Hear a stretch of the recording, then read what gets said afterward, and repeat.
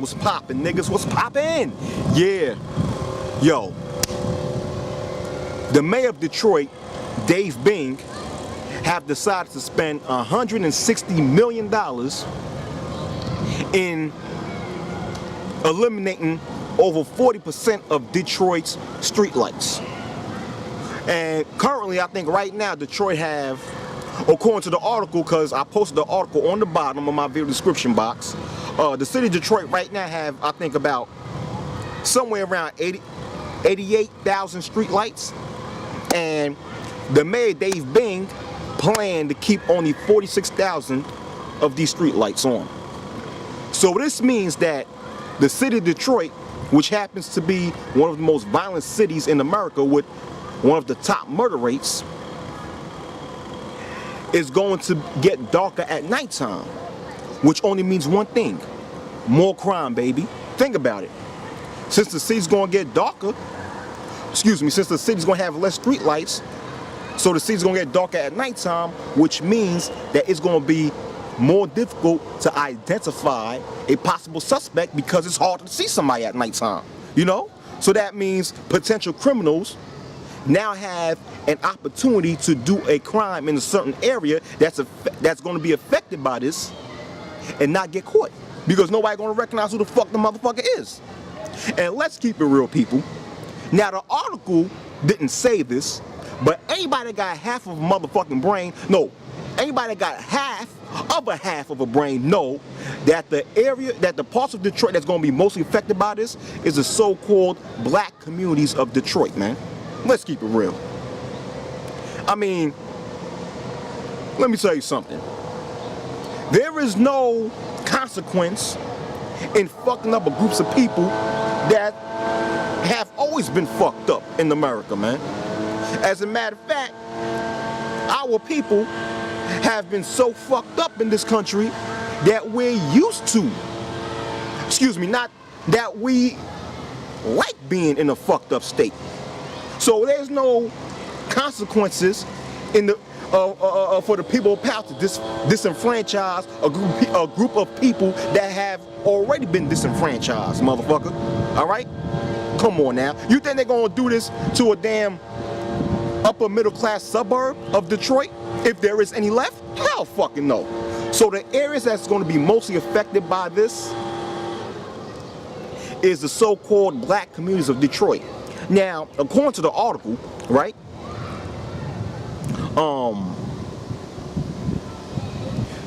the city of Detroit claimed that if a certain area has a high hazardous rate, in other words, have a high crime rate, they claim that they're not going to take down the streetlights in that area.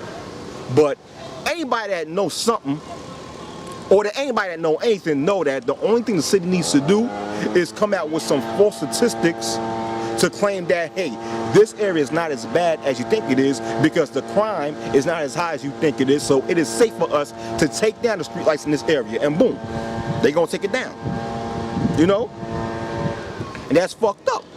So, and not only that, but word from the street is that the city of Detroit has like a full-fledged martial law going on right now, in which after 4 p.m. the majority of police officers from the Detroit PD is outside guarding the streets of Detroit. Now, that's what I've heard. I don't know exactly if it's true. So those you motherfuckers from Detroit, holla at me and let me know if it's true. But that's what I've heard. And if that is true, then that's going to be even more dangerous for the people of Detroit, because since the Detroit PD is just as corrupt as every other police department in the United States, and since the city will have less street lights and it'll be much darker, that means the cops could get away with victimizing or potentially victimizing certain people of Detroit without getting caught, because it's going to be too dark for you to recognize who the fuck's doing whatever to you. You know? That's messed up, man. And don't forget also, you know, when FEMA and the National Guard comes through to Detroit when it's darker. Just imagine the type of things that they might get away with doing. That's messed up, man. And like I said, I bet you the areas that's going to be mostly affected by this is the so-called black community of Detroit. Anybody that's smart will know that. But you see, here's a solution to this. There's an easy solution to this. For the areas that will be mostly affected by this darkness, there's like basically 3 solutions that I have. One, the people living in these potentially affected areas could make lanterns. Imagine if every house have 1 or 2 lanterns standing in the front lawn or in the front yard. And a lantern is easy to make. All you need is a candle and some paper around it, and some string, whatever. It's very easy and it's very cheap to make. So imagine if every house in these affected areas have 1 or 2 lanterns standing on the front of their houses. There's going to be light in the street. Or there's another solution. And people in other cities have done this. That the people of these affected areas could come together and write grants to private institutions to give them money to build their own street lights. And also there's a third solution, which is a very good solution. Move. Move out the damn city. Because Detroit's one of the most violent cities in the country. And I'm surprised people still living there. Move.